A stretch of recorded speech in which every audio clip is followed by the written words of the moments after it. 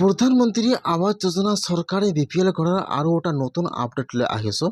সেইটো আপডেট হ'ল, যদি আপোনালোকৰ জিঅ'টেক কৰিছিল তেনেহ'লে কিন্তু আজি আপোনাৰ কাৰণে ভাল খবৰ আহি গ'ল। যিসকলৰ চৰকাৰী ঘৰৰ কাৰণে জিঅ'টেক হৈ গৈছে সেইসকলৰ কাৰণে কিন্তু আজি গুৰুত্বপূৰ্ণ আপডেট আহি গ'ল। এটা কিন্তু চৰকাৰী ঘৰৰ নতুন জিঅ'টেক লিষ্ট আহি গৈছে। যদি আপোনালোকৰ নামটো বা আপোনালোকৰ জিঅ'টেক কৰিছে তেনেহ'লে আপোনালোকে আজি চৰকাৰী ঘৰৰ নতুন জিঅ'টেক লিষ্টটো চেক কৰক যে আপোনালোকৰ নাম লিষ্টত আহিছে নে অহা নাই। যদি আপোনালোকৰ নামটো লিষ্টত আহিছে তেনেহ'লে কিন্তু আপোনালোকে অতি সোনকালে চৰকাৰী ঘৰৰ পইচা ফাৰ্ষ্ট কিস্তি লাভ কৰিব। কেনেকুৱাকৈ আপোনালোকে চৰকাৰী ঘৰৰ নতুন জিঅ'টেক লিষ্টটো চেক কৰিব আপোনালোকে আপোনাৰ নিজৰ মোবাইলৰ পৰা। মই আজি এইটো ভিডিঅ'ত আপোনালোকক সম্পূৰ্ণ প্ৰচেছ ষ্টেপ বাই ষ্টেপ দেখুৱাই দি আছোঁ। আপোনালোকে জানিবলৈ হ'লে ভিডিঅ'টো সম্পূৰ্ণকৈ চাই ল'ব স্কিপ নকৰাকৈ। আৰু যদি আপোনালোকে মোৰ চেনেলত নিউ হয় মোৰ চেনেলটো ছাবস্ক্ৰাইব কৰি ৰাখি দিব। এতিয়া আপোনালোকে ফাৰ্ষ্ট এইটো অপশ্যনত আহি যাব। মই কিন্তু আপোনাৰ সুবিধাৰ কাৰণে অপশ্যনৰ লিংকটো মোৰ ডিছক্ৰিপশ্যনত দি দিছোঁ। আপোনালোকে ডাইৰেক্ট ক্লিক কৰি ফাৰ্ষ্ট এইটো অপশ্যনত আহি যাব। ইয়াত চাব, ইয়াত তিনিটা অপশ্যন দিয়া থাকিব, PMAYG, আৱাস প্লাছ এণ্ড IAY। ইয়াত কিন্তু তিনিটা অপশ্যন আহি যাব, PMAYG, আৱাস প্লাছ এণ্ড IAY। যিহেতু আপোনালোকে চৰকাৰী ঘৰৰ জিঅ'টেক কৰা নতুন লিষ্টটো চেক কৰিব, সেইকাৰণে ইয়াত চাব, ইয়াত যিটো 1 নম্বৰত অপশ্যন দিয়া থাকিব PMAYG, আপোনালোকে ইয়াৰ পৰা 1 নম্বৰ অপশ্যনটো চিলেক্ট কৰিব, বাহিৰ অপশ্যনৰ ওপৰত ক্লিক কৰিব। এতিয়া আপোনালোকে ইয়াত চাব, এই তলত কিন্তু ইয়াত বহুতো ছাৰ্ভিচ আহি যাব এনেকুৱাকৈ। আপোনালোকে ইয়াত চাব, ইয়াত 3 নম্বৰত অপশ্যন দিয়া থাকিব। ইয়াত চাব 3 নম্বৰত house progress against the target financial year. এতিয়া আপোনালোকে ইয়াৰ পৰা 3 নম্বৰ অপশ্যনটোৰ ওপৰত ক্লিক কৰিব। এতিয়া আপোনাৰ ওচৰত এইটো পেজ অ'পেন হৈ যাব এনেকুৱাকৈ।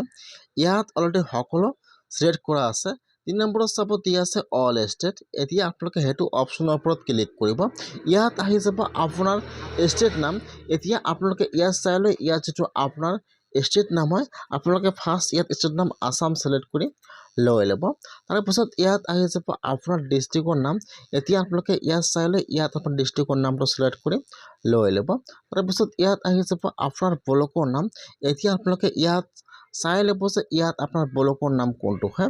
আপোনালোকে ইয়াত আপোনাৰ ব্লকৰ নামটো চিলেক্ট কৰি লৈ ল'ব। তাৰপিছত ইয়াত আহি যাব আপোনাৰ পঞ্চায়তৰ নাম। আপোনালোকৰ ইয়াত সকলো পঞ্চায়তৰ নাম আহি যাব এনেকুৱাকৈ। আপোনালোকে ইয়াত চাই লৈ ইয়াত যিটো আপোনাৰ পঞ্চায়তৰ নাম হয় আপোনালোকে ইয়াৰ পৰা আপোনাৰ পঞ্চায়তৰ নামটো চিলেক্ট কৰি লৈ ল'ব। এতিয়া আপোনালোকে ছাবমিটৰ ওপৰত ক্লিক কৰিব। যেতিয়া আপোনালোকে ছাবমিটৰ ওপৰত ক্লিক কৰিব, এতিয়া কিন্তু আপোনাৰ ওচৰত আপোনাৰ পঞ্চায়তৰ লিষ্টটো ইয়াত অ'পেন হৈ যাব এনেকুৱাকৈ। ফাৰ্ষ্ট আহি যাব ইয়াত আপোনাৰ গাঁৱৰ নাম, তাৰপিছত ইয়াত আপোনাৰ ঘৰৰ ৰেজিষ্ট্ৰেশ্যন ID নম্বৰ আহি যাব, তাৰপিছত আপোনাৰ ফুল নেম আহি যাব, ইয়াত আপোনালোকৰ গাৰ্জিয়ান নেম আহি যাব, ইয়াত আপোনালোকৰ জব কাৰ্ড নম্বৰ আহি যাব। এতিয়া আপোনালোকে লিষ্টটো চেক কৰিব যে আপোনালোকৰ লিষ্টত নামটো আহিছে নে অহা নাই। যদি আপোনাৰ নামটো লিষ্টত আহিছে তেনেহ'লে কিন্তু আপোনালোকৰ নামটো ভেৰিফাই হৈ গৈছে বা আপোনালোকে এই মাহৰ ভিতৰতে চৰকাৰী ঘৰৰ পইচা লাভ কৰিব। ইয়াত চাব, আপোনালোকে ফাৰ্ষ্ট ইয়াত আপোনাৰ গাঁৱৰ নামটো চেক কৰিব। তাৰপিছত ইয়াত যিটো আপোনালোকৰ ফুল নাম আছে ইয়াত চেক কৰিব যে আপোনাৰ নামটো লিষ্টত আহিছে নে অহা নাই। যদি আপোনাৰ নামটো লিষ্টত আহিছে তেনেহ'লে কিন্তু আপোনালোকৰ একাউণ্টত অতিকৈ চৰকাৰী ঘৰৰ পইচা সোমাই যাব।